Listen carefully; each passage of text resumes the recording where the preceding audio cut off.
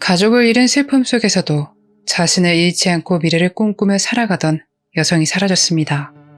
다니엘 로페즈는 1998년 텍사스 휴스턴에서 태어났습니다. 멕시코계 이민자 가정에서 세 남매 중 둘째로 그녀는 가족과 함께 조용한 동네에서 자랐죠. 다니엘의 가족은 경제적으로 풍요롭지 않았지만 정말 사이가 좋았습니다. 유대가 깊었습니다. 특히 다니엘은 몇 살이인 친오빠와 매우 가까운 사이였는데 두 사람은 어린 시절부터 서로를 의지하며 성장했고 다니엘은 오빠를 삶의 멘토처럼 생각했답니다. 다니엘의 오빠는 성인이 된 후 결혼해 자녀를 두었고 가족을 위해서 정말 열심히 헌신하며 살아가던 인물이었답니다. 오빠 가족 역시 서로 관계가 굉장히 좋았다고 합니다. 그러나 2015년 12월 25일 크리스마스 당일 오빠가 극단적인 선택을 하며 가족은 큰 충격을 받았습니다. 다니엘은 오빠의 죽음 이후 오랫동안 정신적으로 깊은 상실감에 빠졌으며 가족 전체도 이 사건에서 쉽게 벗어나지 못했습니다. 이 일은 다니엘의 삶에도 큰 영향을 미쳤죠. 그런데 슬픔은 다시 이어졌습니다. 이후 2016년 막내 남동생이 교통사고로 갑작스럽게 세상을 떠납니다. 하늘도 참 무심하시지. 슬픔은 계속 이어졌죠. 2020년 5월경 할아버지가 코로나19 합병증으로 세상을 떠났고 그로부터 약 한 달 뒤인 6월에 아버지가 심장마비로 사망했습니다. 이처럼 다니엘은 이 짧은 시간 안에 4명의 가족을 잃었고 정신적으로 정말 힘든 시간들을 보내야 했습니다. 그녀는 그 충격 속에서도 남은 가족을 지키기 위해 노력했고 특히 어머니를 위로하고 돌보며 가족의 중심 역할을 했습니다. 이러한 상황 속에서도 그녀는 학업을 계속했고 간호조무사 과정을 성실히 마무리하며 자신의 미래를 계획해 나갔죠. 경제적 독립을 위해 아르바이트를 하며 생활비를 마련했고 틈틈이 자연과 야외 활동을 즐기며 정신적인 안정도 찾으려고 했습니다. 주변 사람들은 다니엘이 힘든 시간을 보내고 있지만 여전히 따뜻하고 성실한 사람으로 기억했습니다. 어머니와의 관계 역시 매우 돈독했고 친구들과도 꾸준히 연락을 주고받으며 일상을 공유했죠. 하지만 20대 초반부터 연애 문제로 인한 스트레스도 겪었습니다. 다니엘의 남자친구인 제임스 스코터는 1996년생으로 어린 시절 가정 문제와 약물 남용으로 어려움을 겪었습니다. 그러나 최근 몇 년간 자신의 삶을 바꾸기 위해 노력해왔습니다. 두 사람은 7년간 연애를 했다고 하는데 2013년에서 17년 사이에 만나 헤어졌다 만나고를 반복하며 거의 7년을 간헐적 관계를 유지하며 사귀었다고 합니다. 연애 초반에는 비교적 평화로운 분위기였으나 시간이 갈수록 긴장감이 감돌았습니다. 주변 사람들은 두 사람이 서로에게 긍정적인 영향을 주려 애썼다고 말했습니다. 하지만 다툼도 잦았기에 다니엘 가족은 제임스의 과거를 걱정했습니다. 그럼에도 다니엘은 그가 변했다고 믿으며 관계를 지속하려고 했죠. SNS에는 함께 찍은 사진과 글이 종종 올라왔고 공개적으로 연인임을 알렸습니다. 2024년 4월 10일 두 사람은 뉴멕시코 산악 지역으로 캠핑 여행을 떠나죠. 출발 전 다니엘은 가족에게 휴대전화 신호가 약할 수 있다고 알렸습니다. 이번 여행은 자연을 즐기며 관계를 회복하려는 의도로 계획됐죠. 차량에는 캠핑 장비와 필수품들이 실려 있었습니다. 4월 11일 오후 다니엘은 친구에게 분위기가 이상하다. 나중에 이야기할게 라는 메시지를 남겼습니다. 이것이 다니엘이 남긴 마지막 연락이 됩니다. 그날 저녁 이후 다니엘의 연락은 완전히 끊깁니다. 가족은 걱정하기 시작했고 4월 13일 제임스가 다니엘이 산책을 나갔다가 돌아오지 않는다 라고 신고를 합니다. 다니엘과 제임스의 관계를 돌아보면 두 사람은 처음 만나 서로에게 위로가 되어주려 노력했습니다. 제임스는 다니엘에게 안정감을 주고 싶어 했고 다니엘은 그의 변화를 믿고 따랐죠. 그러나 시간이 흐르면서 두 사람 사이에는 갈등이 점점 커졌습니다. 가족들과 친구들조차 두 사람의 관계에 대해 여러 번 걱정하고 이야기를 꺼내기도 했죠. 두 사람은 대체로 제임스의 약물 문제, 감정 기복, 불안정한 모습, 그런 모습에 믿음이 자꾸 깨지고 이런 관계가 반복되다 보니 거기서 오는 스트레스 등의 문제로 다툼이 잦았죠. 하지만 다니엘은 그렇게 다퉜음에도 가족들이 그렇게 걱정을 함에도 쉽게 마음을 돌리지 않았습니다. 실종 전날도 두 사람은 다툼을 한 것으로 알려졌습니다. 이 다툼은 여행을 떠나기 전부터 있었던 문제들이 터져나왔던 것이었죠. 그러나 다니엘은 여전히 함께 문제를 해결하려는 의지를 보였습니다. 그녀는 여행을 통해서 계획을 회복하고 싶어 했으며 제임스 또한 같은 마음이었던 것으로 보입니다. 그들은 이 여행이 사이가 다시 전처럼 돌아가도록 할 수 있는 기회가 되길 바랐죠.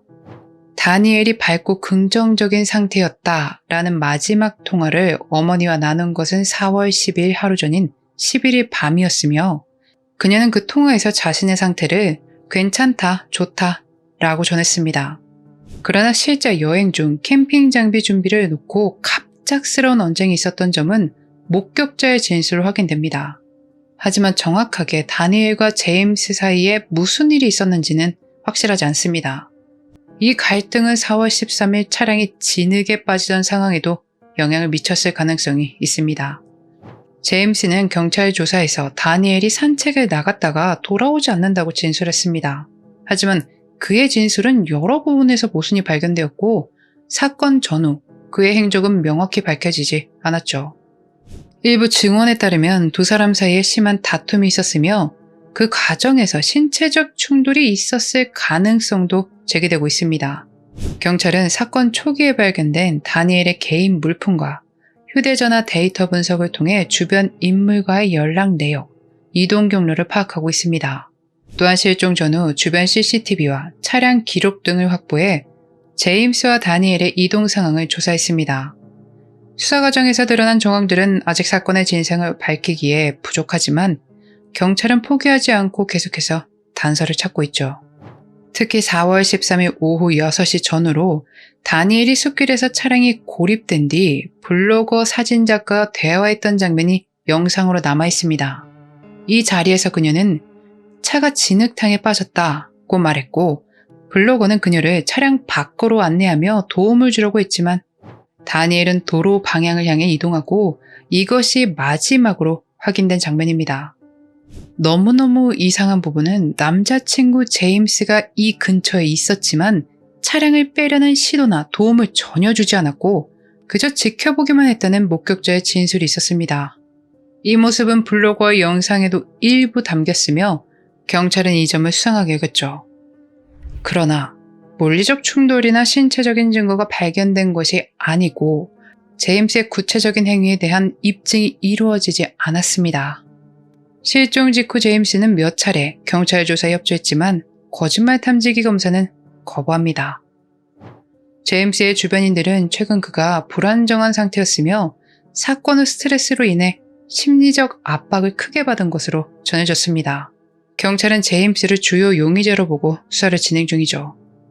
뉴저지 브랜든 티번 주립공원 일대는 야생동물과 급변하는 날씨, 습지, 숲길이 복잡하게 얽힌 지형입니다. 이 지역의 수색은 비포장도로와 큰 기온차, 오천 상황 등으로 인해 매우 난항을 겪었습니다. 수색견 드론, 헬리콥터를 동원했음에도 불구하고 단일의 흔적은 발견되지 않았죠. 주민 중 일부는 이날 숲에서 이상한 소리가 들렸다고 증언했지만 정확한 위치가 확인되지 않아 수사로 이어지지 못했습니다. 지역 경찰과 수색대는 끊임없이 이 지역을 탐색했으며 주민들의 협조도 구했습니다. 다니엘의 가족과 친구들은 계속해서 시민들의 관심과 도움을 요청했죠. 가족과 친구들은 다니엘의 실종 이후 정신적으로 큰 상처를 받았습니다. 특히 어머니 수 케큰부시는 딸의 안전을 위해 자주 현장을 방문하며 수색에 참여했지만 점점 힘들어하는 모습을 보이셨습니다. 친구들은 다니엘의 밝았던 모습을 기억하며 하루빨리 사건이 해결되길 바랐죠. 가족들은 SNS를 통해 수많은 제보를 받았고 이를 경찰과 공유하며 수색 범위를 넓혀나갔습니다. 하지만 제보 중 상당수는 허위였고 사건 해결에 실질적인 도움이 된 정보는 많지 않았습니다. 제임스의 주변인들도 그를 향한 의심과 걱정을 숨기지 않았습니다. 그의 전 연인들과 친구들은 과거의 폭력적인 성향과 충동적인 행동을 보인 적이 있다고 전했죠. 그럼에도 불구하고 최근 몇 년 동안 제임스가 자기 관리를 하며 변화하려 노력했다는 의견도 있었습니다. 하지만 다니엘과의 관계에서는 잦은 다툼과 심한 감정 기복이 있었으며 주변에서는 이 관계가 건강하지 못하다는 걱정이 있었죠. 경찰이 제임스의 알리바이를 조사한 결과 일부 시간대 행적이 불분명했고 그의 진술에 일관성이 부족했습니다. 또한 제임스의 휴대전화 기록과 SNS 활동 분석 결과 사건 전후 특정 시간 동안 통신 기록이 삭제된 정황이 발견되었습니다. 이 때문에 경찰은 그가 사건과 연관되어 있을 가능성을 배제하지 않고 있습니다. 경찰은 다니엘의 실종 사건을 수사하는 과정에서 여러 단서를 확보했습니다. 다니엘의 마지막 휴대전화 신호는 4월 13일 오전 브랜드 티번 주립공원 인근 숲속에서 끊긴 것으로 확인됐으며 이 시점부터 그녀의 행적은 완전히 묘연해졌습니다. 주변 목격자들은 사건 당일 다니엘이 와와 편의점에서 커피를 산 후 숲길로 이동했고 이후에 차량이 진흙에 빠진 상황이 발생합니다. 그렇게 차량이 진흙에 빠져 고립된 뒤 블로거이자 사진작가로 알려진 남성과 도로 인근에서 마주치게 됩니다. 그리고 그에게 차가 빠졌어요 라며 도움을 요청했고 이때 사진작가가 다니엘과 대화를 촬영을 합니다. 이게 오후 6시경이었죠. 직접적인 증거는 수집되지 않았으며 다니엘이 차량을 벗어난 이후의 행적은 불분명합니다. 다니엘은 평소 조용하고 사려 깊은 성격이었으며 위험한 상황에 처할 만한 행동을 하지 않았던 것으로 조사되었죠. 가족은 다니엘이 실종 전 스트레스를 받거나 위협을 받은 적이 없다고 진술했습니다. 경찰 수사 중 일부 주민과 등산객들이 실종 당일 산악지역에서 의심스러운 차량을 봤다는 신고를 하기도 했습니다. 그러나 이 차량의 주인과 연관성은 확인되지 않았죠. 지속적인 수색과 탐문이 이어지고 있으나 사건의 실마리를 찾기에는 아직 부족한 상황입니다. 한편 지역사회에서는 여성 안전 강화와 실종자 수색 지원을 위한 여러 움직임이 활발해졌습니다. 시민단체와 경찰이 협력해 실종자 발생 시 신속 대응 체계를 구축하고 위험지역 순찰을 강화하는 등의 조치가 시행되고 있습니다. 다니엘의 어머니 수는 딸이 위험에 처해 있을 수도 있다고 여러 차례 기자회견과 인터뷰를 통해 딸의 안전과 귀환을 호소했습니다. 그들은 딸이 아직 살아있다고 믿고 있으며 시민들의 도움과 관심이 무엇보다 중요하다고 강조했죠. SNS와 온라인 커뮤니티를 통한 제보도 계속해서 접수되고 있습니다. 경찰은 지금 상황에서 가장 유력하다고 판단되는 다니엘의 남자친구 제임스 스콧 던을 포함해 모든 가능성을 열어두고 수사를 계속하고 있습니다.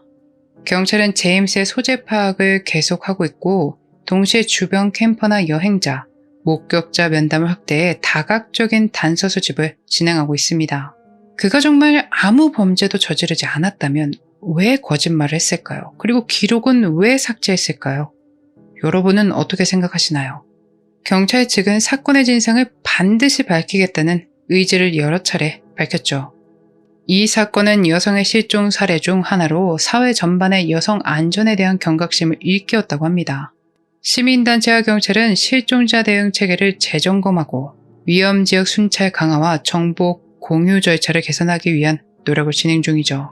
사건 발생 1년이 지났습니다. 다니엘의 가족은 보상금 5,000달러를 걸고 제보를 여전히 받고 있죠. 보상금은 2025년 7월 31일까지 유효하며 작은 단서라도 수색 및 수사에 큰 도움이 될 수 있길 바라고 있습니다. 다니엘의 실종 사건 아직 미해결이지만 그녀가 돌아올 거라는 가족과 지인들 그리고 많은 사람들의 믿음으로 곧 해결될 거라고 믿습니다. 긴 영상 시청 감사드립니다. 그날의 미스터리 오키노TV였습니다.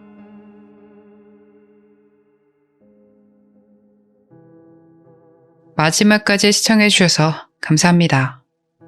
가시기 전에 좋아요와 구독, 알람 설정 부탁드립니다. 좋아요와 구독은 저에게 큰 힘을 줍니다. 오늘 하루도 수고하셨습니다. 좋은 밤 보내세요.